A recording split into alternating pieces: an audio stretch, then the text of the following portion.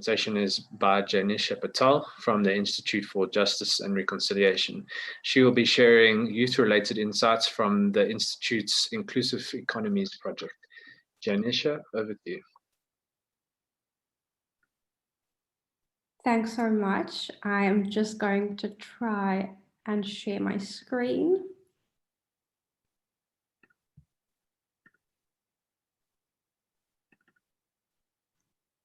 Okay, can you just give me a thumbs up that you can see that? Yeah, looks great. Okay, perfect, thank you. So thanks for having me today, and good afternoon to everyone that's here. I'm really actually glad that we're talking about youth today, not only because of the tensions and youth exclusion that we're seeing here at home, but also because of what we're seeing across the continent, with the student-led protests in Nigeria, and also with the increasing radicalization of youth in northern Mozambique. I think the first two speakers have done such a great job at really getting to the heart of the unemployment crisis and, the best sort of pathways out there to get youth into job opportunities that are a good fit for them. And so I want to use this time to expand the conversation a bit by presenting to you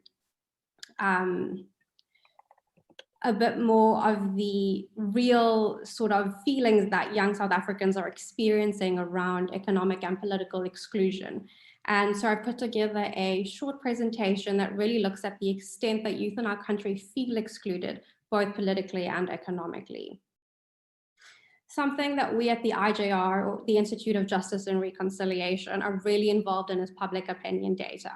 We run two of the biggest and most prominent public opinion surveys that contribute to a deeper understanding of public perception as it relates to democracy, reconciliation, governance, the quality of life, social cohesion, and a host more topics. And so I want to share with you some of the findings related to youth exclusion that come out of our most recent data sets. The data samples are nationally representative using demographics from StatsSA. Although these data sets have been collected before the arrival of COVID-19, it's very likely that the effect of the pandemic will have been to exacerbate the feelings already present among youth. And hopefully we'll be able to investigate this a little bit more next year once we rerun the surveys. So I think it's important to start here with recognizing that South Africa's youth feel powerless, not only when it comes to economic agency, but also political agency. In this graph, we're looking at two age groups, and it's going to run across the whole presentation. Youth aged between 18 and 24, and then 25 and 34. And we see that, between 40 and 50% of young South Africans are dissatisfied with the amount of economic power they have. And we see that between 39 and 42% of young South Africans are dissatisfied with the amount of political power that they have. And these two concepts can't really be uncoupled because they feed into each other, creating a feedback loop of either political and economic inclusion or political and economic exclusion. And so it's important that we study them together. I want to unpack some of the reasons why it is that youth feel disempowered or powerless. And we're going to see that from the public opinion data, youth largely feel economically stagnant, unable to achieve their goals because they lack access to resources, people, and places that might help them achieve their goals, and that digital exclusion affects youth that are already most economically marginalized.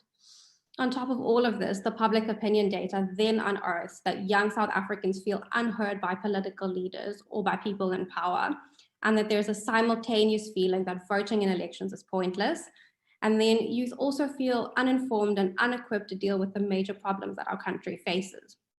And so we're going to see that youth feel, both excluded politically and economically. And I want to tie this all together with a brief look at how this has a negative impact on social cohesion for our country.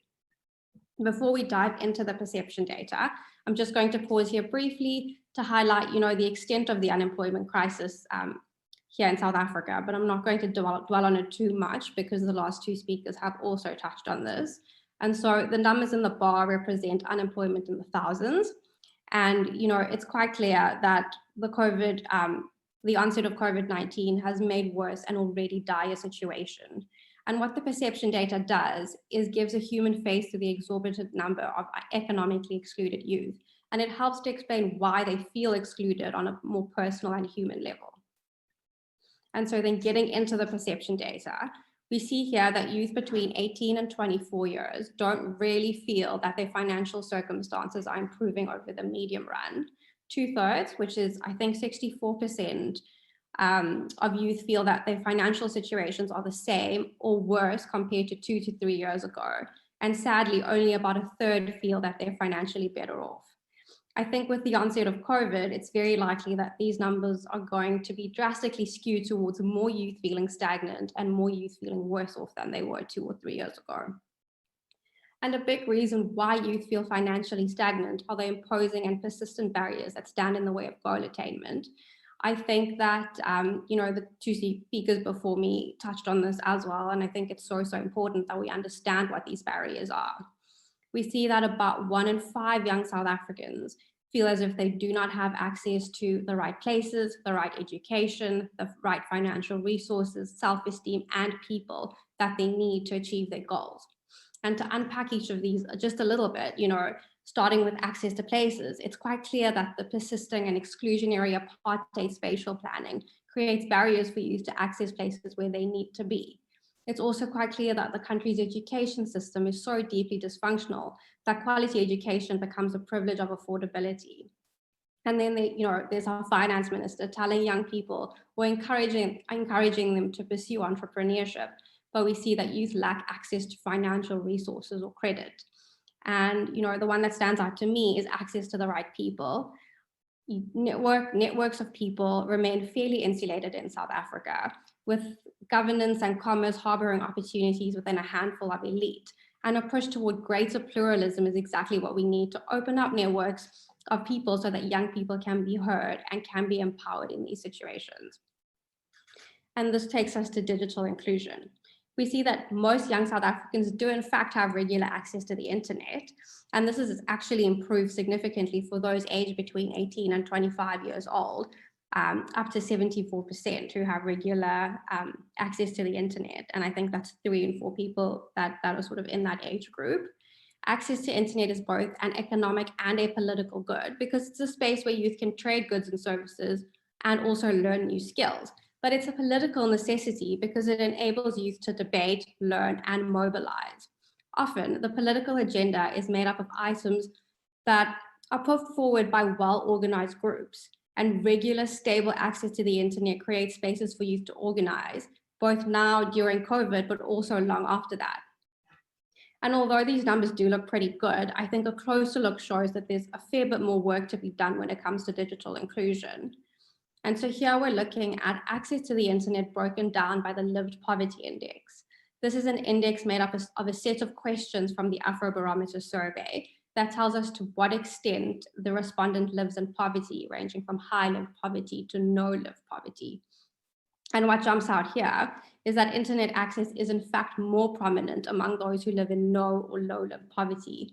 Young South Africans who do live in poverty are less likely to have regular access to the internet, which is what you're seeing in the bottom half of each bar.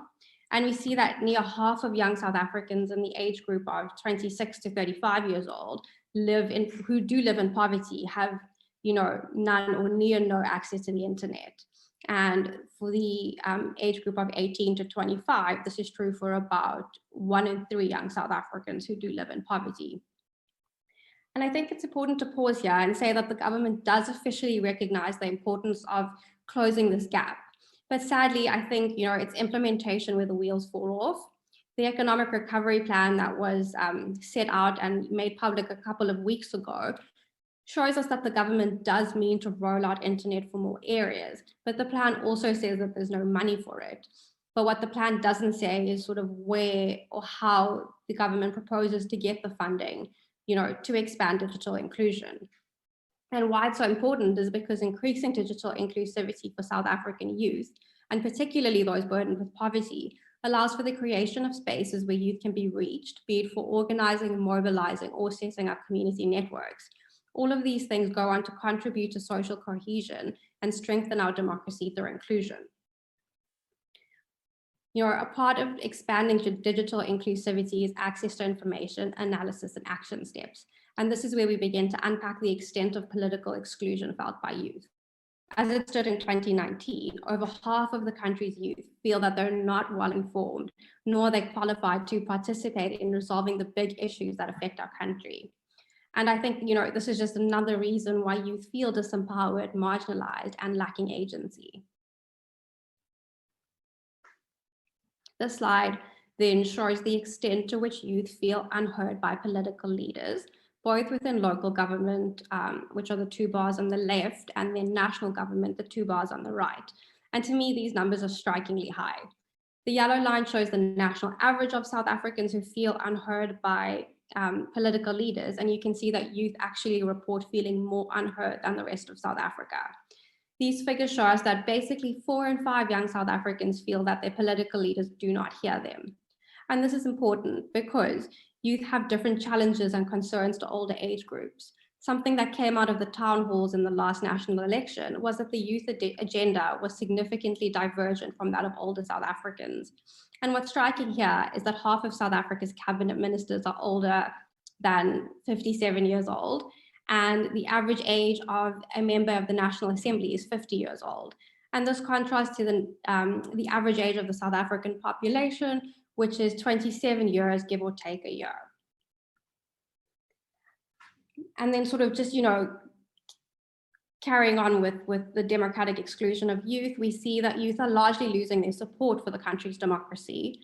Across almost all of these areas, about 2 in 3 young South Africans feel that their vote makes no difference, that voting is pointless because all political parties are the same once they're elected, and that they do not have a say over what political leaders do.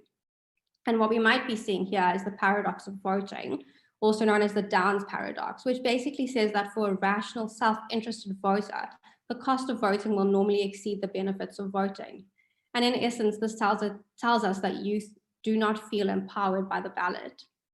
Of course, we hope that the COVID-19 pandemic has a positive effect on youth voter participation in next year's local election. And part of mobilizing youth to vote and participate in our democracy will come down to voter education and also the creation of spaces for youth to connect and mobilize, be it online or in person. I think just sort of, having 2/3 of the country's population grow despondent from our democracy has a plethora of consequences, and one that we at the IJR are particularly concerned about is the state of social cohesion in our country. And so, I just want to sort of end here talking a bit about social cohesion.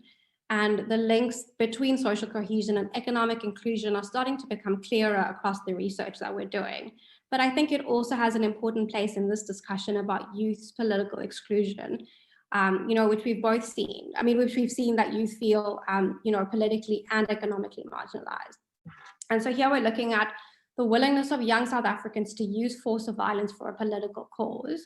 And we see that 7 and 10% of young South Africans in their respective age groups have done so in the past. But I think what's most telling here is that 19 and 16% of South Africans, young South Africans haven't, but would be willing to if they had the opportunity. This is important because COVID-19 has played out along economic lines, but it's also amplified the politics of divisiveness. And to understand where that's going to take us, we have to better understand how young people feel off the back of a shrinking economy and a political space that seems out of reach to them. And so I want to end with this chart, which looks at the percentage of South Africans who have or would be willing to use force for a political cause, and from those who feel that their vote matters and doesn't matter. That sounds like a mouthful, but it's quite simple. So if we start with the bar on the right, we see that 96% of those young South Africans who have used force or violence in the past are also those who feel that their vote doesn't matter when it comes to elections. And when we look at the second bar from the left, we see that 2 in 3 young South Africans who would use political violence given the opportunity are also those who feel that their vote doesn't make a difference. It's important for me to say that this graph doesn't suggest a statistically proven relationship, but it serves to illustrate a correlation between feeling politically disempowered and social cohesion. And I think what the bottom line here is that social cohesion is a fine balance, and it's imperative that youth feel included in our economy and in our democracy. It's so important that we think of creative solutions for young South Africans to participate both in our democracy and our economy, be it better labor market mediation or greater digital inclusion. I think, what we know from this is that youth do feel disenfranchised, and we've just unpacked some of the reasons why.